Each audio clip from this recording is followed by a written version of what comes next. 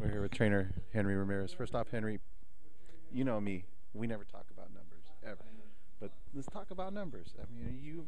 244 right now, 2 weeks out from the fight. You've seen it for yourself. What do you attribute the change in direction for Chris? Like I said, I think the maturity factor, he just turned 30 years old. More stability in his personal life, which I'm not going to get into, but much more stability in his personal life. And just taking his career much more seriously and realizing that, he squandered some opportunities. The Klitschko thing, no shame losing Klitschko. With the Adamek fight, I know that's a fight he really eats at him. It's a fight where he was far less than 100%. I know eats at him to this day. One thing I noticed, I got to see him spar today, which we'll release when the time is right, is that he's on balance for once. I mean, he's not stumbling over himself. He's not really trying to stumble in or lead in too much. Is that kind of the conditioning? I think that has to do with the conditioning, obviously. He's able to do things that we've always seen him able to do, but just not as consistently. Being at a lighter weight, I told him this, that him in the lighter weight, he looks like a far more intelligent fighter than he did before. These are things he was always capable of, but being that he's in better shape, better balance, better stamina, Does a clear head indicate that this is the year, this is finally the year that he turns everything around and we get to see the true potential of Chris? I believe so. This is the year where he I think, like I said before, he needed to pull his head out of his ass, and I think he finally has.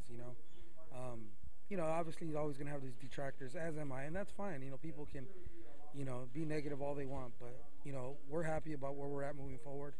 He's shown accountability, been here every day on time, hasn't missed any training, and that's all we can ask for. So May 14th, 2 weeks away. It's Neji Aguilar. And while it's not a name or it's not an elite, you got to treat this the same way. What's the game plan? To go in there and go rounds, or do you want to just get him out of there as quick as possible? The game plan is for Chris to be Chris. Pressure, inside, combination punching. But as you've seen earlier, much more better balance, much more head and waist movement. Not chasing, cutting the ring down. So, just to be far more intelligent. If the fight goes 1, 2, 5, 6, 7 rounds, whatever the case is, that's fine. Nagy Aguilera isn't a big name, but I'm also not going to take anything away from him. He has a big win over Moskaev. He lost to Sam Peter, but hey, heavyweight division, man, your career could change on one fight. So. And one thing that I've noticed in the heavyweight division that's sorely lacking is a guy that fights such as Chris. Chris, growing up in the environment that he sees Mexican boxing, he fights like a Mexican fighter. He comes underneath and goes on top. Do you think that's still the key for Chris, is being that he's so different than any other heavyweight out there? I think the key, first of all and foremost, just boxing first. Yeah.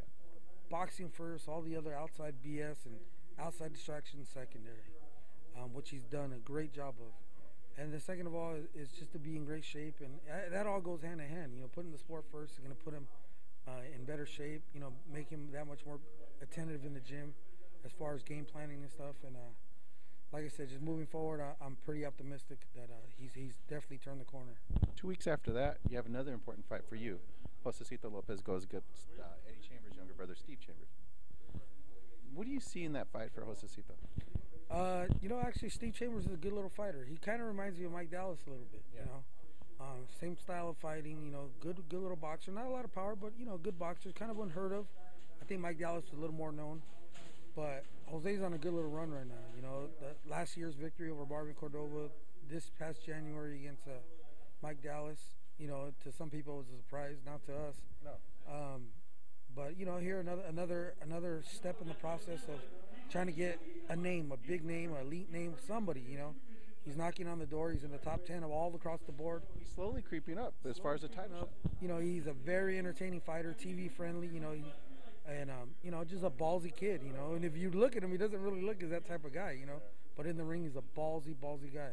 So come May 14th, let's go back to Chris a little bit. What do we see? Obviously, a fighter who's going to show up in optimum condition, and obviously him be victorious and impressive me. Thanks. Thank you.